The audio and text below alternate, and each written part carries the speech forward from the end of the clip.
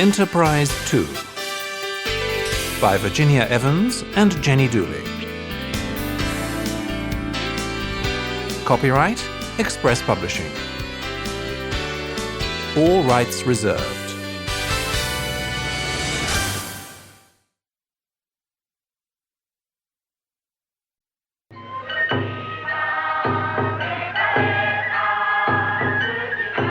Unit 1.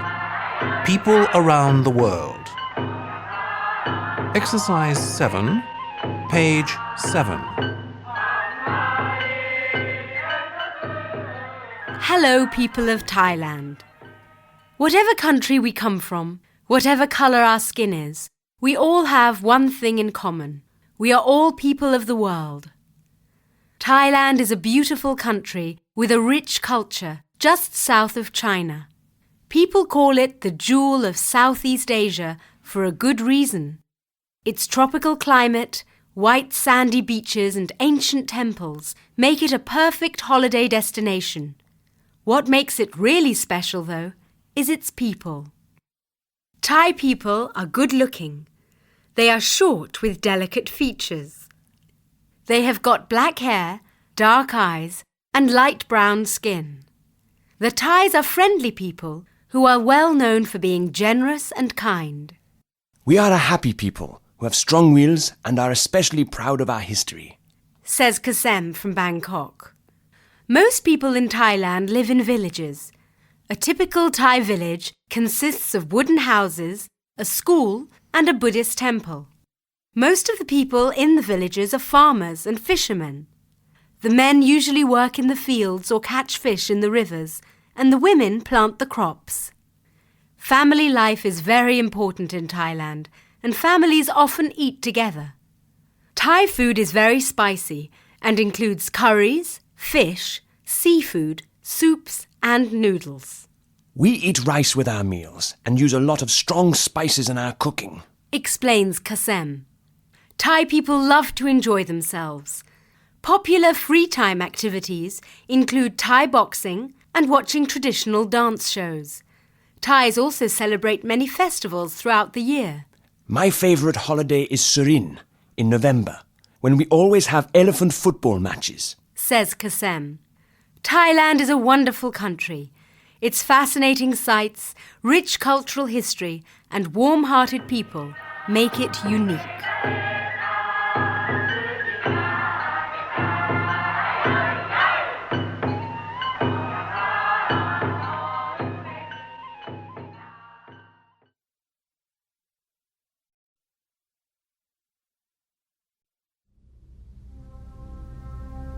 Unit 2. Night and Day. Exercise 4, page 12.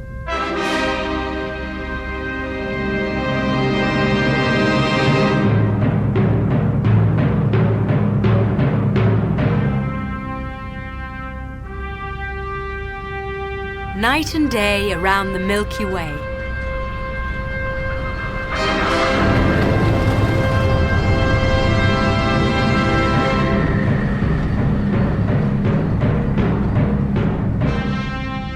Every day aboard a space shuttle is different in many ways, but you're always busy up there, said crew member Leroy Chiao when we asked him to tell us about a typical day on a mission in orbit.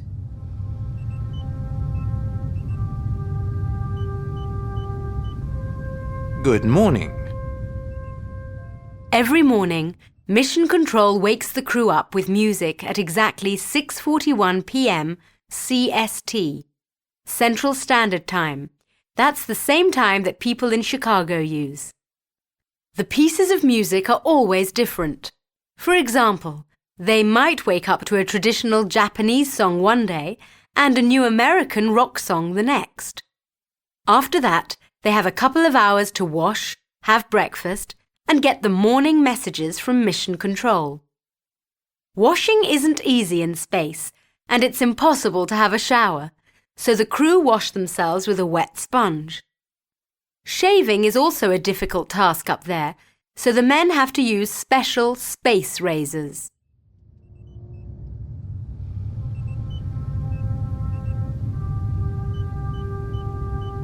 Let's get busy. At around 8:45 p.m. CST, the crew starts work. Most of the time they work on projects involving satellites and the shuttle itself. They also take photos of their activities and the view from the shuttle to send home.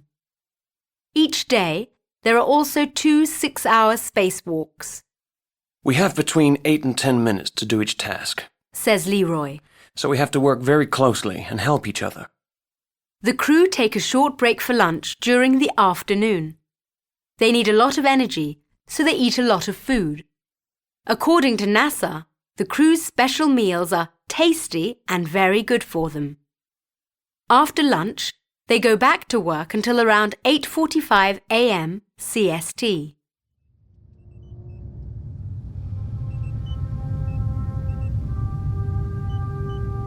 Astronauts need to rest too. Fortunately, it's not all work and no play aboard the space shuttle. Says Leroy. In the evening, we all have a couple of hours to have dinner and relax.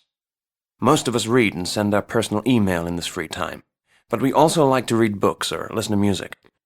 Sometimes we sit by the window and admire the Earth and the stars. After that, at exactly 10:41 a.m. CST, it's time for the crew to go to bed, while Mission Control and the shuttle's computers take over for the night.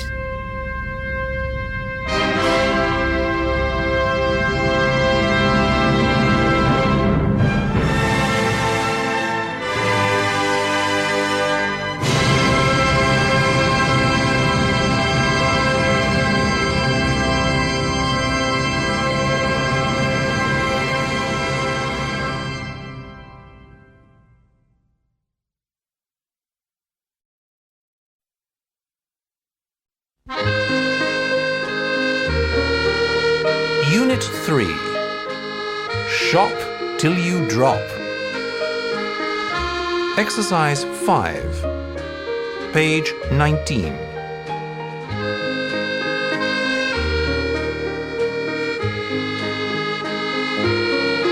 Exotic shopping in Paris.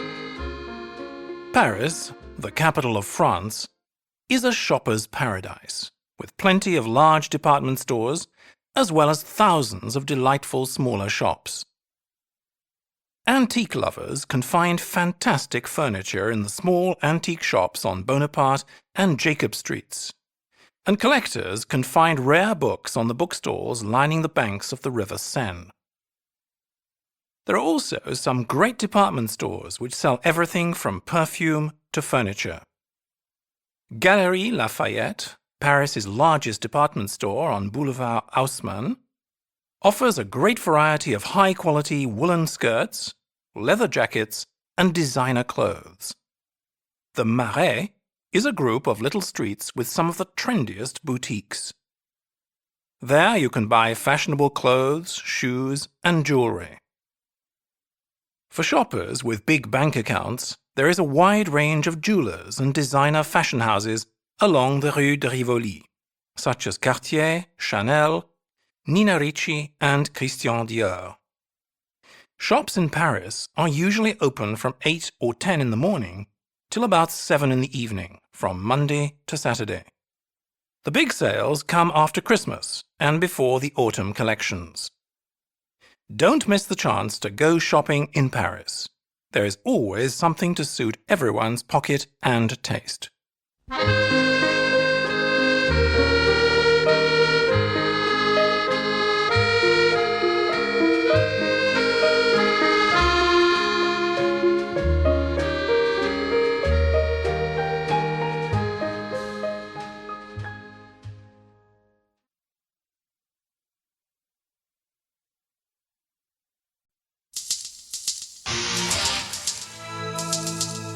The Shark Caller. Episode 1, The Curse. Exercise 3, page 25.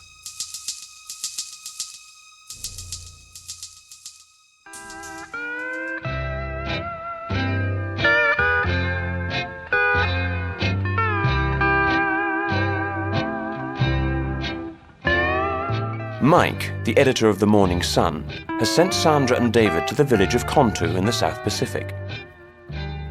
They are going to investigate the story of a man, Sinan, who has the power to call sharks.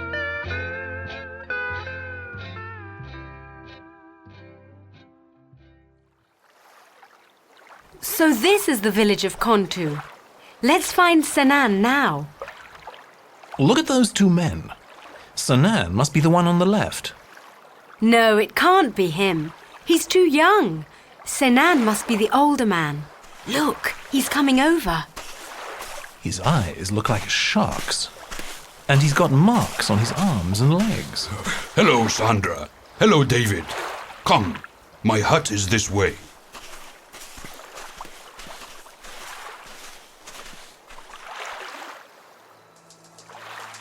How do you know who we are? I dreamt about you.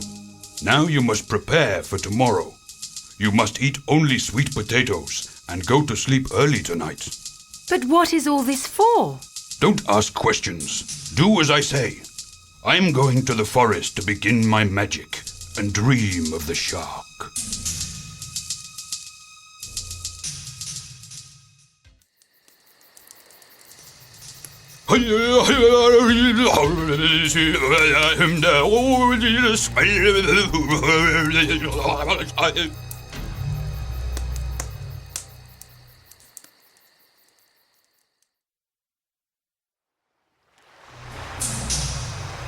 I curse you, Sinan! I command the skies to bring rain. Who's that man? He looked very angry. He's Mosan. He's jealous of me. Now get ready. The shark is near us. Sandra, look. He's beating the water with coconut shells. It is magic. It worked. There are shark fins over there. Oh no! A shark is under the canoe. It'll attack us. David, do something!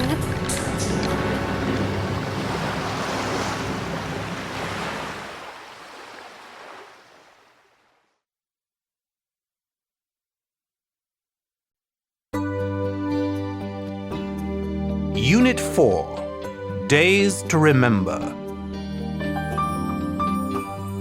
Exercise 3, page 26.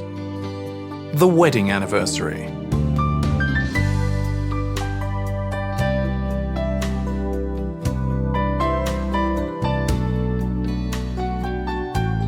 It was 10:30 at night, and Janice was alone in the house, waiting for her husband to come home. It was raining heavily outside and the wind was blowing.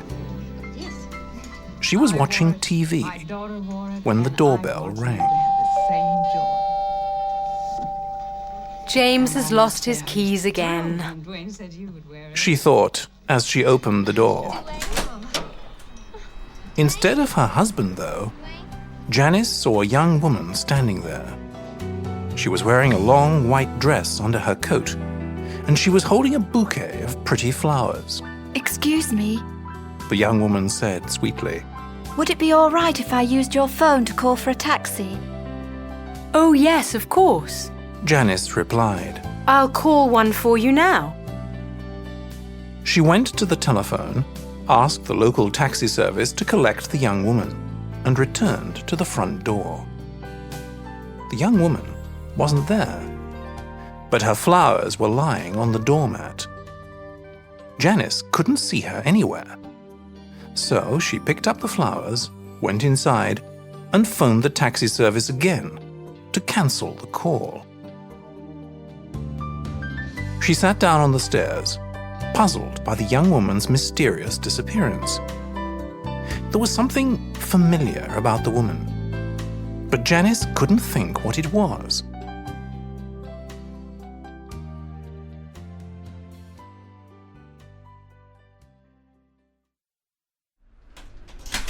When James got home half an hour later, she was still sitting on the stairs with the flowers on her lap.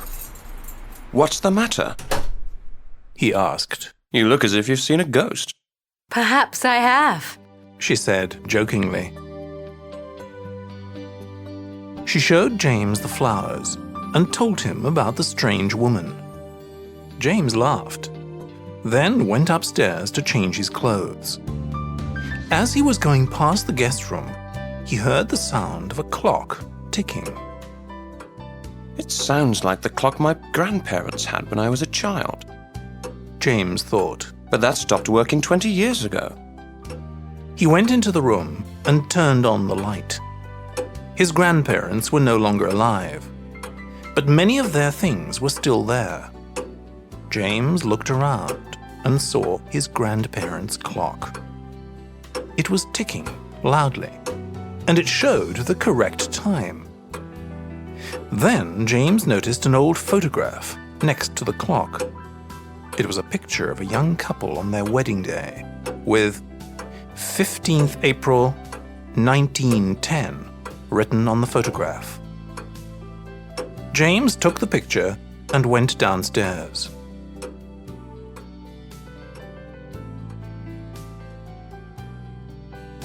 I know who the young woman was, he said softly, showing Janice the photograph. Janice looked at it and gasped in amazement. The bride was wearing the same white dress as the young woman, and the flowers she was holding in the photograph were just like the ones Janice had. My grandmother died before I met you, didn't she? James said. Well, that's her in the photograph. And today is the 15th of April. It's her wedding anniversary.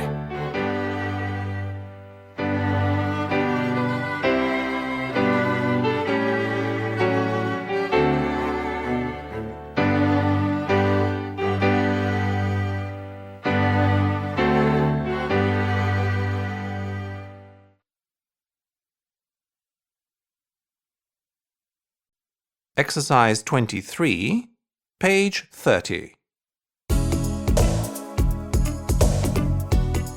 Up, up, and away. As soon as Faye woke up, she knew this birthday was going to be very special. It was a sunny morning, and a gentle breeze was blowing in through the window. A perfect day for a balloon ride.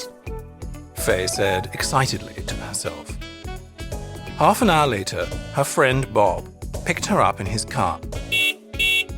For her birthday present, Bob, a pilot, was taking Faye for a ride in a hot air balloon. Faye was thrilled when she saw the huge, bright yellow hot air balloon. Bob made sure that everything was okay. Then they climbed carefully into the basket. Moments later, the balloon began to rise slowly into the air. This is fantastic. She shouted cheerfully to Bob. Happy birthday! I'm glad you like your present. He replied. Suddenly, the smile disappeared from Bob's face. Dark clouds were racing towards them, and before he could say anything, there was a loud rumble of thunder. The balloon shook violently from side to side. Oh no! Screamed Faye. We're going to die! Just as Bob was reaching for the radio, there was a bright flash of lightning. Faye fell backwards and hit her head, and everything went black.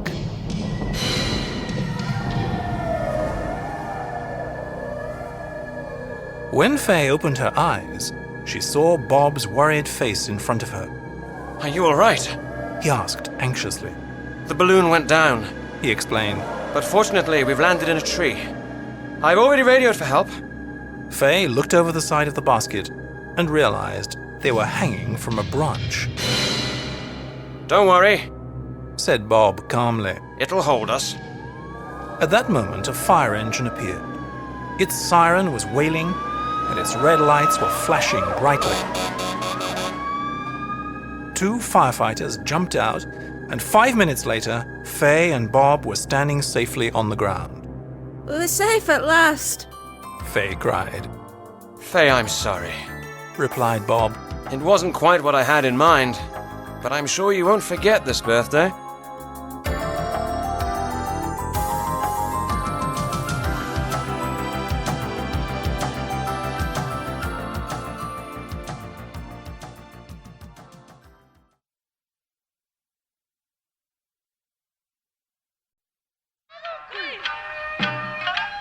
Unit 5.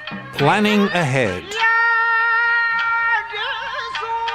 Exercise 5, page 34.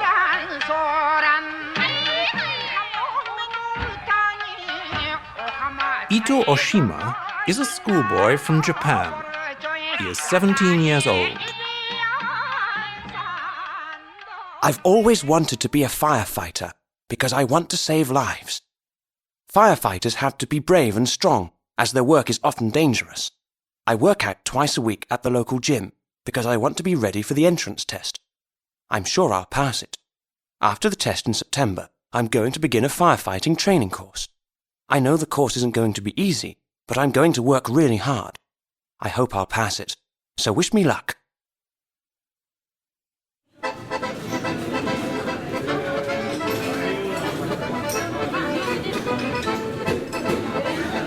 Roberto Fellini is a 21-year-old from Italy.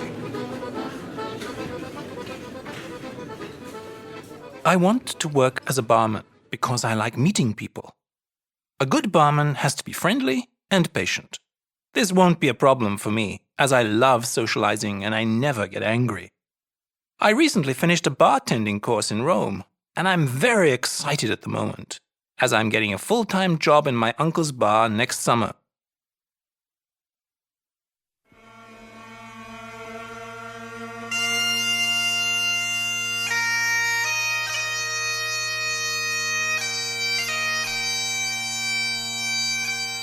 Natasha Wilkins is a 16-year-old schoolgirl from Scotland.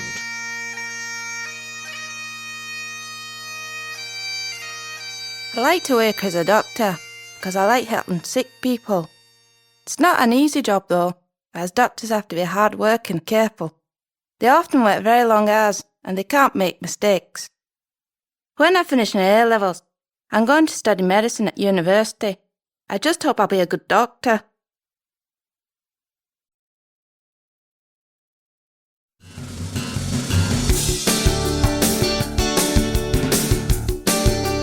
Unit 6.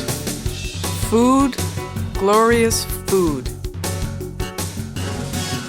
Exercise 4, page 40.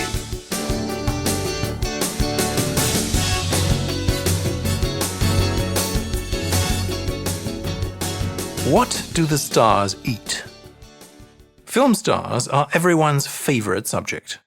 People love to talk about what they're wearing, who they're dating, and how much money they make. But have you ever wondered about what they eat? Chefs and caterers on film sets have the answers.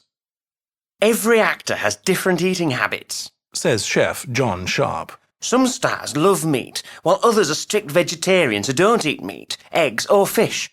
Some stars love junk food, while others are constantly on a diet and eat only healthy foods. 99% of the time, actresses are on a diet and insist on eating only low-fat foods. During the filming of Now and Then, Demi Moore ate nothing but basmati rice, steamed baby spinach, green beans with lemon, and turkey sandwiches on wholemeal bread. During the filming of Twister, Helen Hunt only ate low-calorie foods including poached eggs, dry toast, and steamed brown rice with vegetables. Other stars love to eat junk food and never count calories during their meals. Eddie Murphy's favorite food is Kentucky Fried Chicken.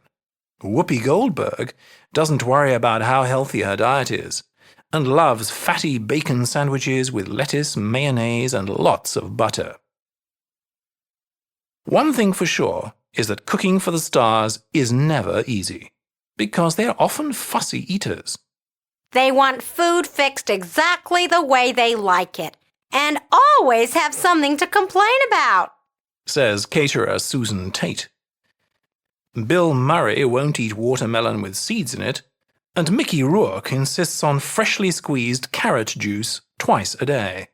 But he won't drink it if it sits for more than 6 minutes. Cooking for the stars is hard work. But few of these caterers ever think about changing jobs, I love my work. says Susan Tate. Where else can I see what Michelle Pfeiffer eats for breakfast? Or what Al Pacino has for a snack?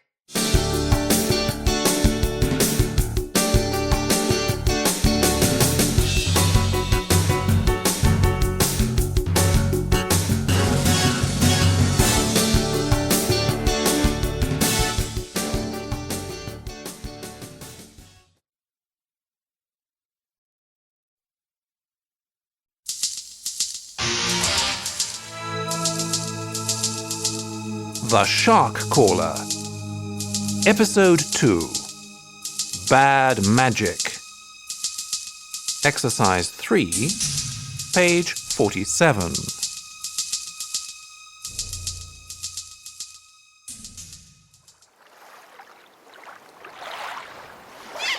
Sandra, look!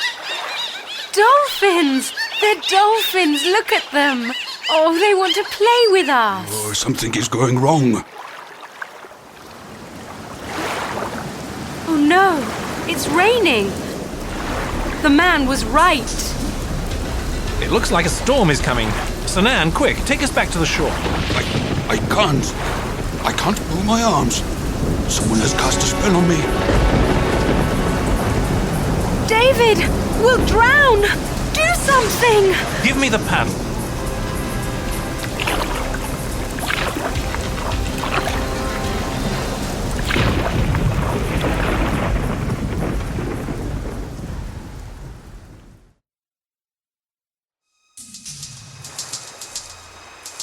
You broke my spell. I did nothing. You are a fisherman, not a shark caller. I am a shark caller. Let's get out of here before it starts raining again. Yes, I don't think there's much chance of seeing any sharks. David, look at this. This coconut is full of meat. That's how he was going to call the sharks.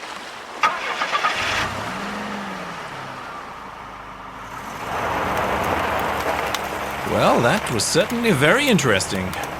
I suppose I could make sharks appear with the meat too. What do you think? I'm sure you could.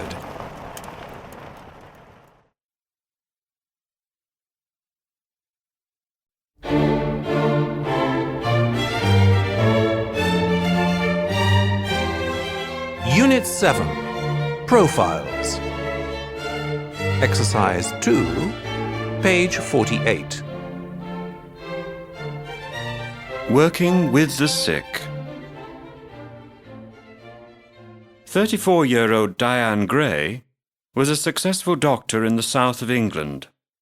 But for the last 8 months, she has been living in Angola, working for an organization called Doctors Without Frontiers that provides emergency health care in several African countries.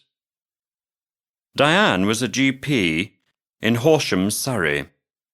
She had a good career ahead of her and a comfortable life, but she began to find her job rather boring.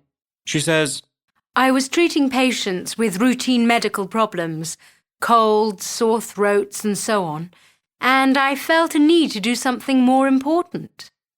The organization she works for has been sending medical teams and equipment to Angola since 1986. Various armies have been fighting each other in the area for decades, and standards of healthcare have grown worse and worse.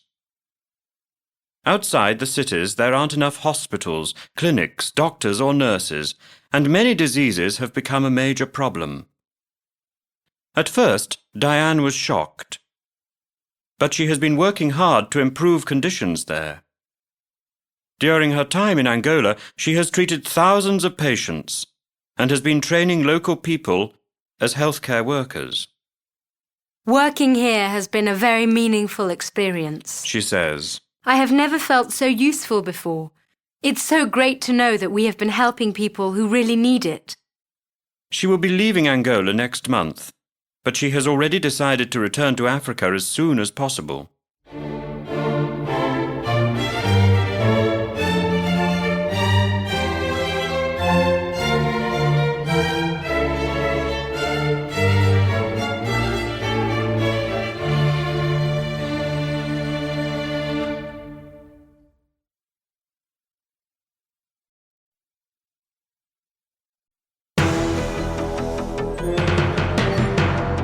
Unit 8.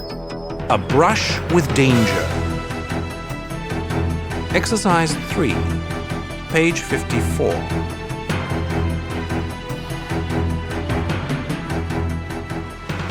The giant squid.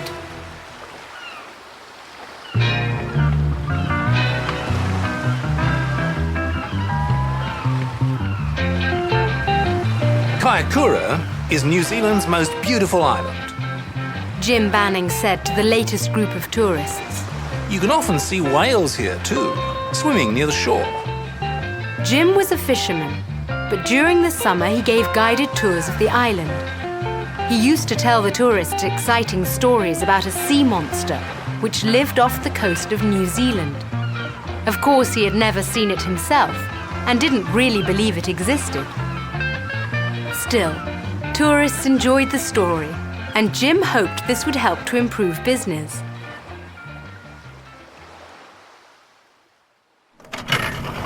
Leaving the tourists on the beach to take some photographs and have lunch, Jim set off to do some fishing on his own for an hour. He stopped at his favorite quiet spot on the other side of the island and prepared his fishing rod. He was happy to be alone for a while. He had just cast his fishing line into the water when the boat began rocking from side to side. Jim was surprised, then frightened. Suddenly, giant tentacles curled around the sides of the boat and lifted it out of the water. Help! A giant squid! Somebody help me! Jim started screaming, but there was no one around. Suddenly, a school of whales appeared in the distance. The squid let go of the boat and quickly disappeared. Jim couldn't believe what had happened. He looked at the water, then quickly started the boat engine.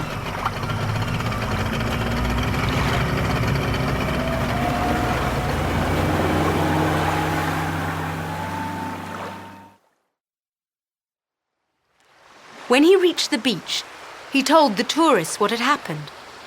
Everybody started laughing, except for a middle-aged woman. You've just met Architeuthis, the giant squid, she said. She explained that she was a scientist who had spent most of her life in search of this squid. She was waiting for her colleagues to arrive. Did you take any photographs? She asked excitedly. Of course not, said Jim. Who would take pictures at a time like that? I'm just glad I'm alive to tell the story. The team of scientists searched for the giant squid for 2 months, but they found nothing. In the end, the only one who had benefited from this was Jim. His guided tours became the most popular attraction on the island.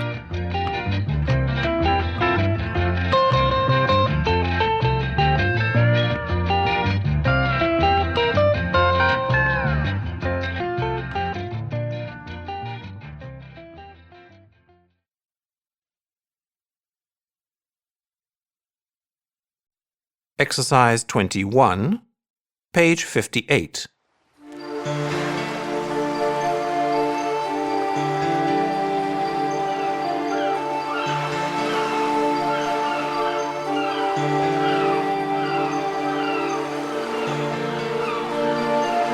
A narrow escape. The early evening air was cool and mild as Ted Wilson walked along the almost deserted beach. He wanted to be completely alone to think about his problems. Since he had lost his job, his life seemed to be full of problems. Walking to the far end of the beach, Ted was so deep in thought that he didn't notice the dark clouds which had gathered overhead. When the first heavy drops of rain began to fall, he looked up in surprise and hurried back towards his car. The soft, dry sand of the beach slowed him down, so he started running on the hard sand at the water's edge. Before he had gone 50 meters, though, he suddenly felt himself sinking into the sand. Within seconds, he had sunk in up to his waist. He realized, to his horror, that he had stepped into quicksand. When he tried to move, the sand pulled him deeper, and the tide was coming in. The water soon covered his chest and continued to rise. Help! He shouted desperately. Help! I'm going to drown! Steve MacDonald was looking for shells at the other end of the beach when he heard Ted's cries. By the time Steve reached him, the water was up to Ted's chin, and he was in real danger. Steve grabbed his arms, pulled him out of the quicksand, and helped him to safety. Ted was so relieved to have escaped that he couldn't say a word. He shook Steve's hand again and again in silent thanks.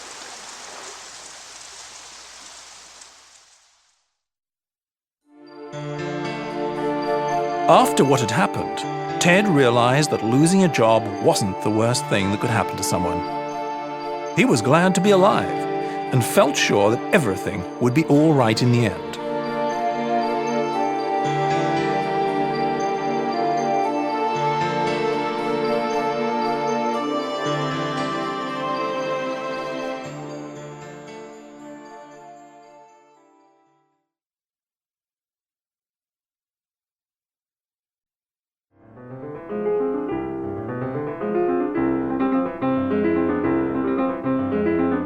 Unit 9, A World of Wonders. Exercise 3, page 62. A Hidden World of Wonders. Near Kraków in southern Poland is the Wieliczka salt mine. Not much can be seen above the surface, but visitors are taken down into a hidden world of natural and man-made wonders. According to a 700-year-old legend, a princess called the Blessed Kinga threw her ring into a salt mine at Marmaros in Hungary. While traveling from Marmaros to Kraków, she stopped at Wieliczka, and her servants were told to dig a well. Instead of water, salt was discovered, and in the first lump of salt which was taken out, Kinga's ring was found. The legend is just a story, but it is true that for over 7 centuries salt has been mined from the rock below the town of Wieliczka. The salt used to be dug out by hand, and until 1620 it was carried up to the surface by the miners. After that date, horses were used to carry the salt out. But the work was still very dangerous, and many miners were killed or injured. The constant danger made the miners deeply religious, and chapels were constructed underground where church services were held. After a chapel was destroyed by fire in 1697, miners were not allowed to take wooden statues into the mine, so they began to carve sculptures from rock salt. Nowadays, visitors are shown how salt was mined long ago and can see the enormous chambers which have been dug out of the solid rock. They can also see pretty green lakes and chapels with beautiful carvings. There are also 250 kilometers of tunnels and underground caves with huge salt crystals in strange shapes. A special attraction is the Chapel of the Blessed Kinga, which was made by the miners themselves in a chamber 100 meters underground. The walls and floor of the chapel, as well as the lovely statues it contains, have been carved from rock salt. You will be amazed by these unforgettable sights, which should definitely not be missed by any visitor to the Kraków area.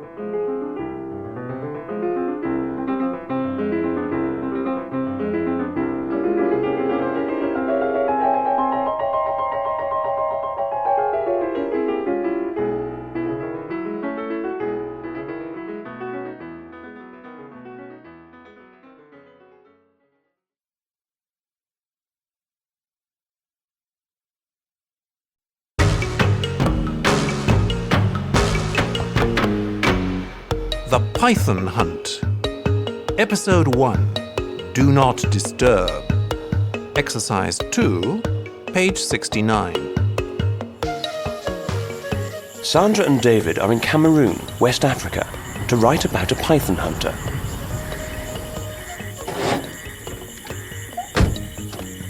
Hello, I'm David and this is Sandra. Are you the python hunters? Yes, I'm Abu, and this is my father, Adamu. He's been hunting pythons for 30 years. Aren't pythons dangerous, Abu? Why do you hunt them? Well, they aren't poisonous, but they are big and strong enough to kill you. We hunt them for their meat and their beautiful skins. Can you see these marks on the ground? They show there's a python inside the hole. My father is going to go down and pull it out. What's your father doing, Abu? He's covering his arm with animal skin like a glove. Pythons have got long, sharp teeth and they bite.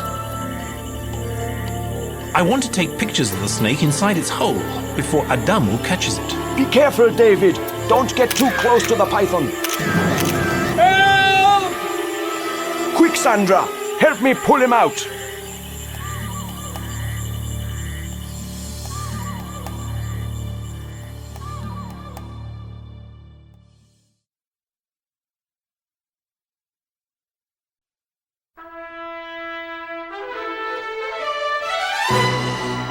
Unit 10. Stick to the rules. Exercise 2, page 70.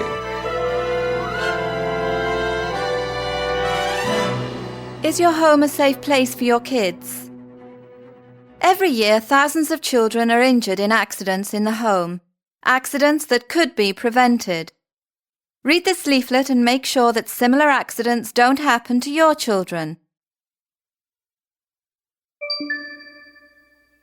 Keep all cleaning products in a safe place. Your children might drink them and poison themselves. Always put knives and other sharp objects away after use. Your children could cut themselves.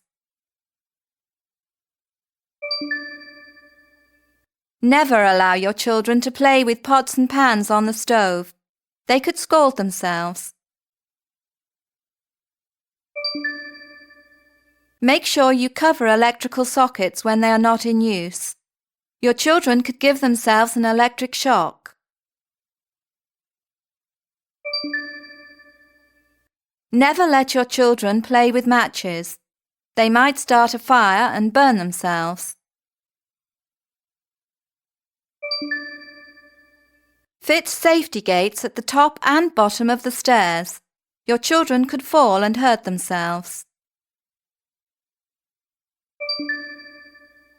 Put a fence around any ponds or pools in your garden. Your children might fall in and drown.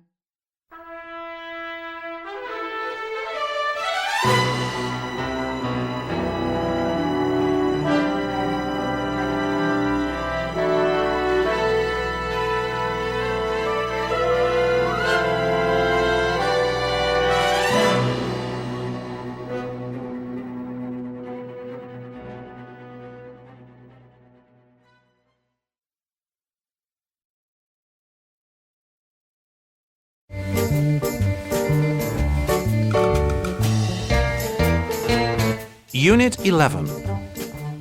Our Precious Planet. Exercise 4, page 76. Roberta, Italy. If I were leader of my country, I would ban cars because they cause too much air pollution. I hate it when I'm riding my bike in the street and I can hardly breathe because of the traffic fumes. It makes me feel really ill. Air pollution causes acid rain too, which kills trees and plants. I would also improve public transport. People wouldn't need to use their cars so much then. I think people should walk more often, or use a bicycle, like me. If they did, our cities would be healthier places to live in.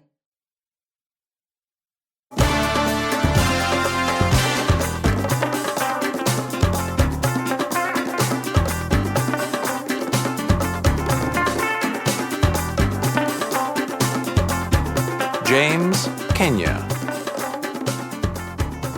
If I were the leader of my country, I wouldn't allow hunters to kill endangered species. Did you know that animals such as tigers and rhinos have been hunted so much that there will soon be none left? I think we need to teach hunters that it's wrong to kill these animals. I would also create special parks where these animals could live safely.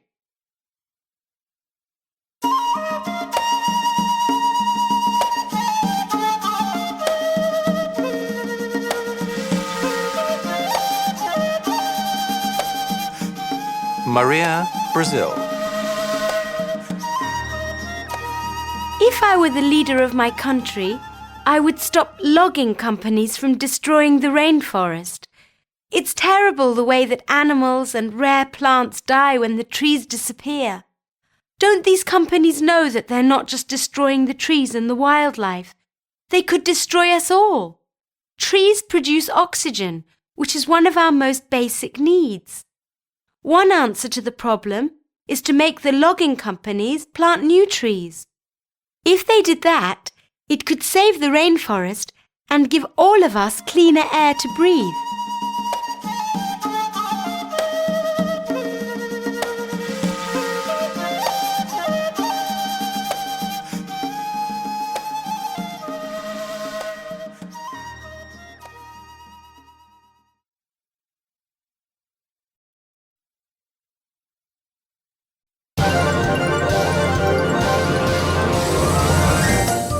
Unit 12. Holidays with a Difference. Exercise 3, page 82. Alton Towers, where the magic never ends. The Alton Towers Hotel is set in the heart of Staffordshire's scenic countryside in the northwest of England. It is only minutes away from Britain's most magical theme park, Alton Towers. Like the park, the hotel offers guests the chance to experience a delightful holiday full of fun and surprises. The first thing you'll notice when you enter the hotel is the extraordinary reception desk, which is made of piles of antique luggage and a flying machine which stretches up to the ceiling. The hotel also offers an amazing range of themed rooms and suites. These include the Peter Rabbit bedrooms, the garden rooms, the Explorer room, the Cadbury's chocolate bedroom, the Coca-Cola fizzy factory room, and the Arabian Nights suite, which is possibly the most romantic hotel suite in the world. All the bedrooms and suites have a bathroom, tea and coffee making facilities, satellite TV, and a baby listening facility. You'll never get bored at the Alton Towers Hotel, even during rainy or cold weather. After a thrilling day at the park, you can relax in the pool at the Pirates Lagoon. Kids can join Pirate Bill's Club, which is a great opportunity to make new friends while taking part in games, drawing, face painting, and lots more with Pirate Bill himself. The Secret Garden restaurant offers delicious dishes from around the world, while the hotel's 2 bars, the Dragon Bar and the Captain's Bar, are both ideal places to relax with a coffee or a cocktail in the evening. The Alton Towers Hotel is the ideal place for a fun family holiday at any time of year. But don't forget that the theme park is only open from mid-March to the end of October. Remember, Alton Towers is the land where the magic never ends, so book early. Please check our price guide for current prices.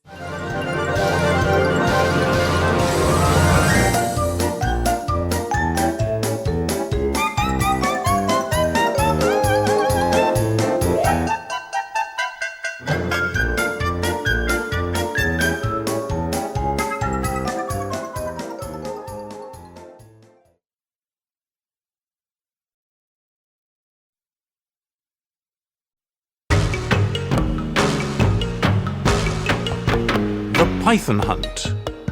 Episode 2. Face-to-Face Encounter. Exercise 2, page 89. Are you all right, David? Yes. I wasn't hurt. I was just very frightened. The python tried to bite me, but it hit my camera. What a huge snake! The snake has been disturbed. It will be more dangerous to catch it now. I wouldn't go back into that hole if you paid me. If my father is lucky, the burning straw will stop the snake from attacking. He'll try to catch it and pull it out by its tail. What's happening?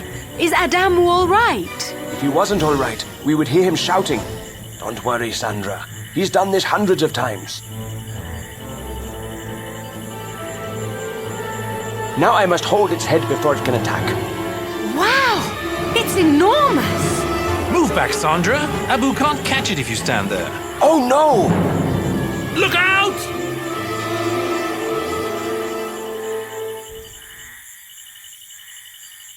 I'm so sorry, Abu. Because of me, the python got away. Never mind. The snake was lucky today. And we're lucky too, because nobody was hurt.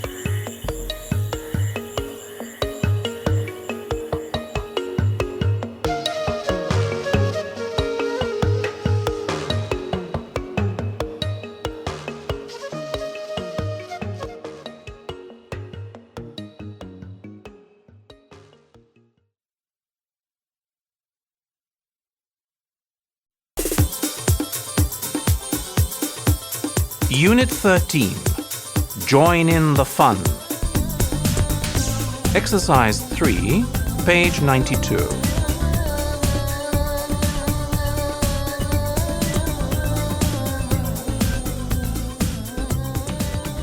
The kite battles. I'll never forget my visit to the Japanese city of Hamamatsu. I decided to go at the beginning of May when the local people have their kite festival.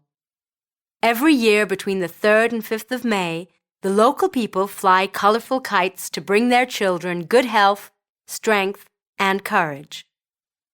On the way there, I read a little about the history of the Hamamatsu Kite Festival. Apparently, it all started about 430 years ago, when the lord of the region sent a huge kite into the sky with his child's name on it. When I arrived there, a few days before the beginning of the festival, I was amazed at the preparations involved. Some people were making enormous kites, while others were busy decorating brightly colored floats. Everywhere I went, I could smell cakes and sweets cooking, ready for the big festival. I couldn't wait to try them.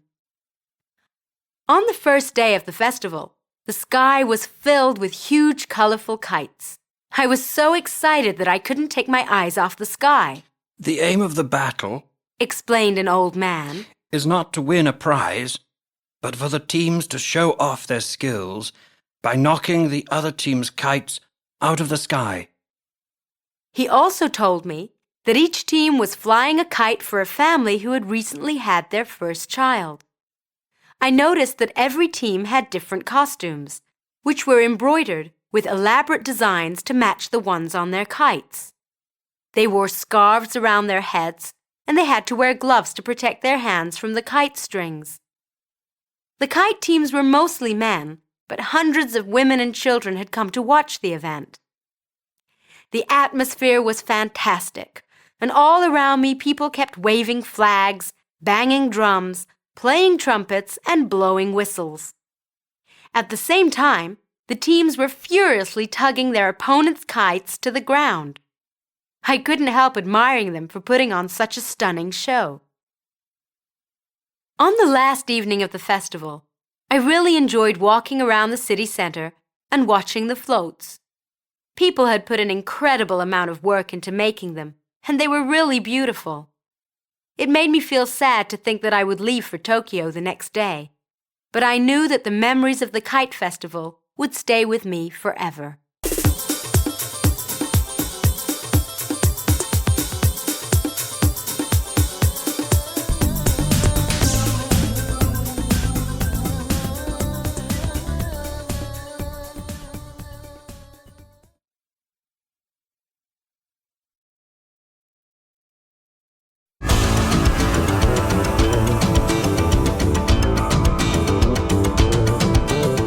Unit 14. Live and Let Live. Exercise 3, page 98.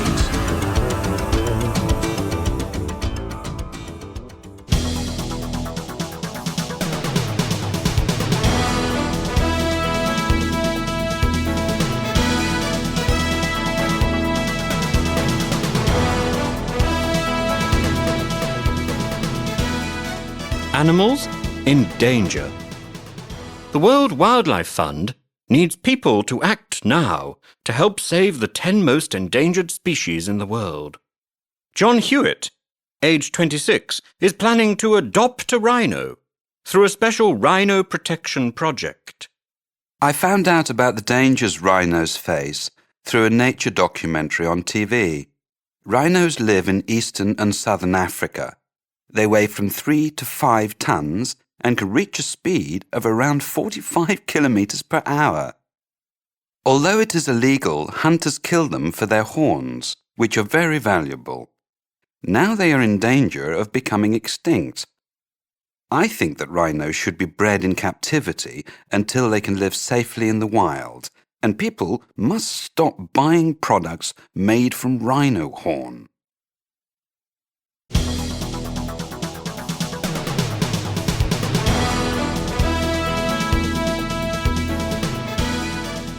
Mei Lin, age 23, wants to save the green-cheeked parrot. I first learnt about green-cheeked parrots at school. They are usually found in Mexico and are really good at copying people's voices. In the last 20 years, many have been smuggled across the border to the USA to be sold as pets. People value them as pets because they are attractive and have amusing personalities. Green-cheeked parrots are difficult to breed, so the species is slowly dying out. In my opinion, people should only buy parrots which have been bred in captivity. Then the green-cheeked parrot could be left in the wild, where it would have a better chance of survival.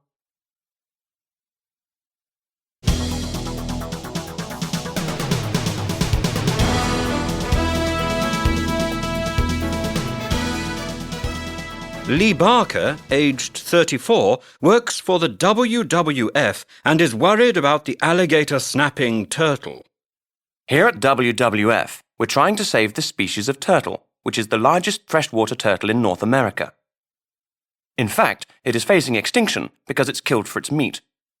Snapping turtle meat is often used in soups or sold in restaurants. Alligator snapping turtles only breed once a year.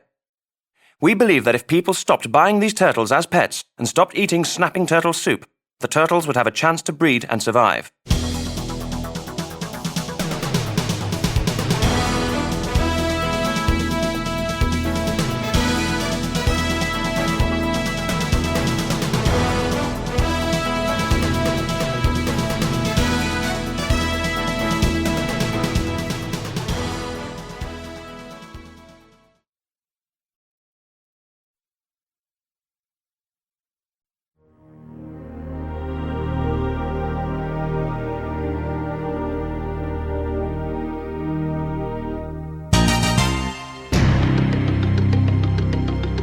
Unit 15. Surf the Net. Exercise 3, page 104.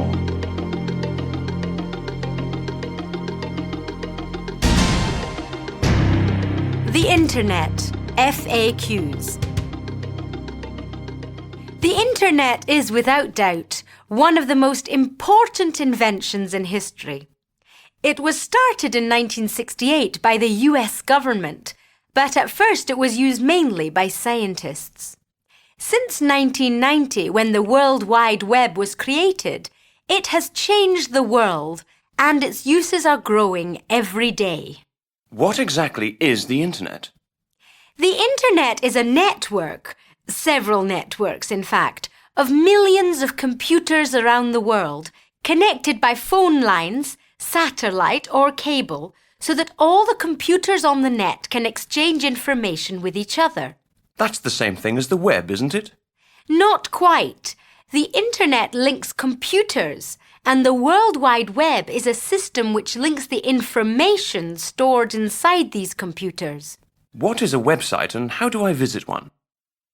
A company or organisation stores its information in electronic documents on one of the internet computers somewhere in the world.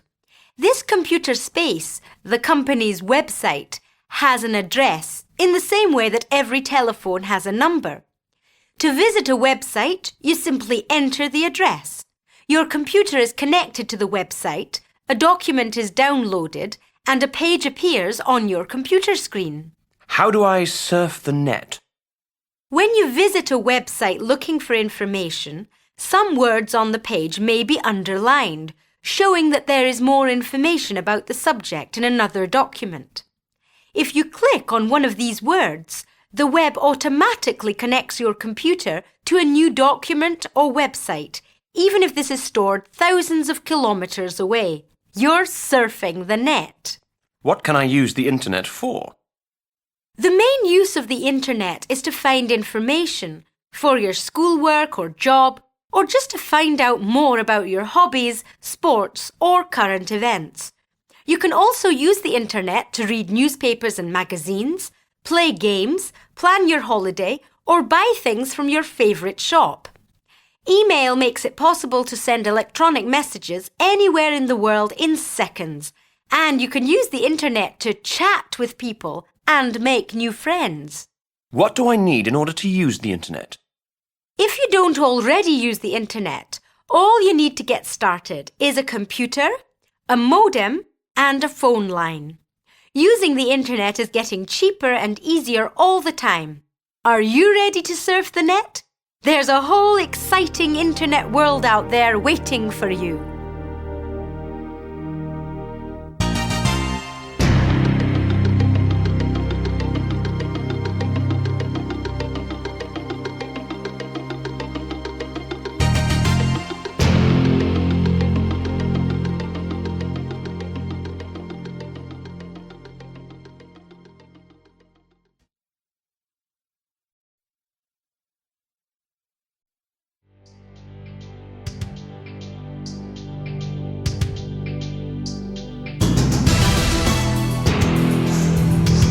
On Top of the World. Episode 1, Above the Arctic Circle. Exercise 3, page 111.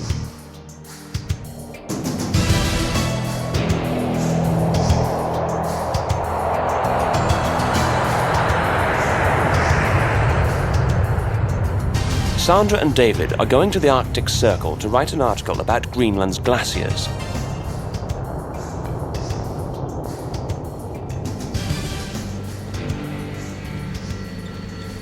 We're on our way to the top of the world. We're almost at the North Pole. Yes, isn't it exciting? I couldn't believe it when Mike told us about the assignment. He said that the Greenland ice cap is melting quickly, and scientists are worried that it might cause an environmental disaster.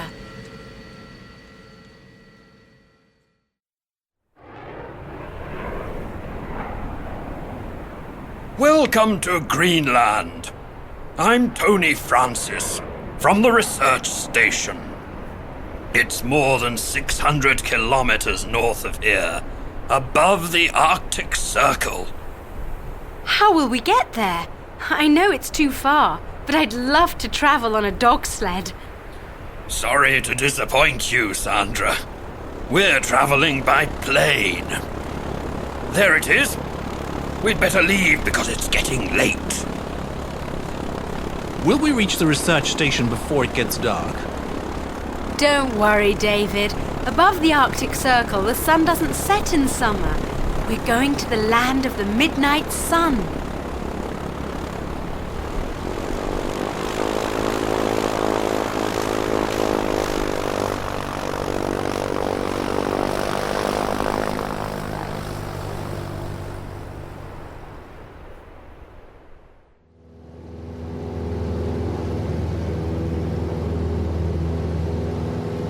Wow! Look at the view! There's nothing but ice and snow down there as far as the eye can see. We'll be there in about half an hour.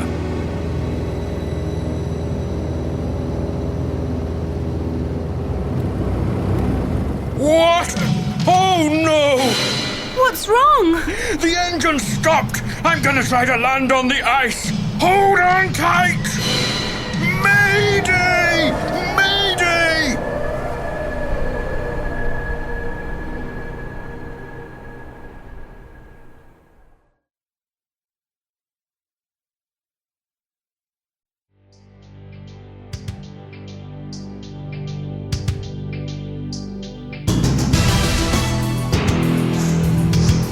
On Top of the World, Episode 2, The Rescue.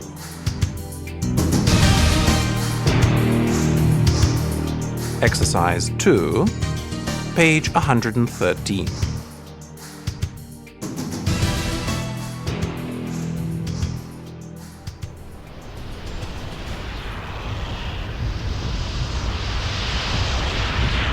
Mayday! Mayday! It's no use, the radio isn't working.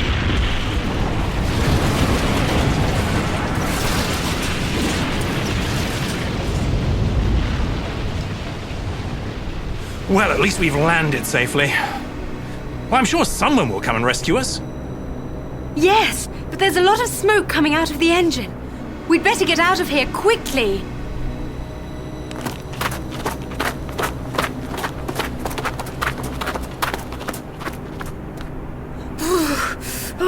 It's freezing cold out here. We have to find a way to keep warm. Let's try to make a tent with some of our things. Oh no! A huge polar bear! Quick! Someone help me!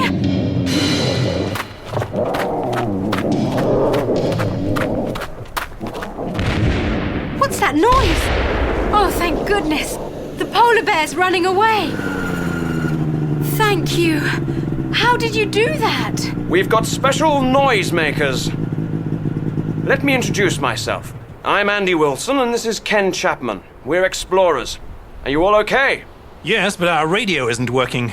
How did you find us? We saw the smoke and we came to see what it was. We're on our way to the research station. Hop onto our snowmobiles quickly before you freeze to death. How can we ever thank you enough? You've saved our lives. And now we've got 3 stories to tell. The glaciers, the crash landing, and an escape from a terrifying polar bear.